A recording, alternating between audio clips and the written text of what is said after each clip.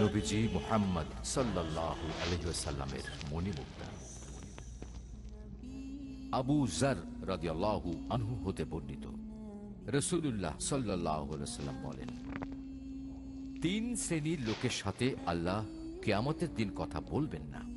তাদের দিকে রহমতের দৃষ্টিতে তাকাবেন না, তাদেরকে পবিত্র করবেন না, এবং তাদের জন্য রয়েছে কঠোর শাস্তি। আবু যর রাদিয়াল্লাহু আনহু বলেন, হে আল্লাহর রাসূল সাল্লাল্লাহু আলাইহি ওয়াসাল্লাম, তারা তো অধঃপতনের অতল তলে তলিয়ে গেছে এবং ধ্বংস হয়ে গেছে। তারা কারা? তিনি বলেন, এক, টাকনা নিচে কাপড় পরিধানকারী; দুই, উপকার করে খোঁটা দানকারী; এবং তিন, যে মিথ্যা কসম করে নিজের সম্পদ চালু করার চেষ্টা করে। সহিহ মুসলিম প্রথম খণ্ড, ঈমান অধ্যায়, হাদিস নম্বর 192।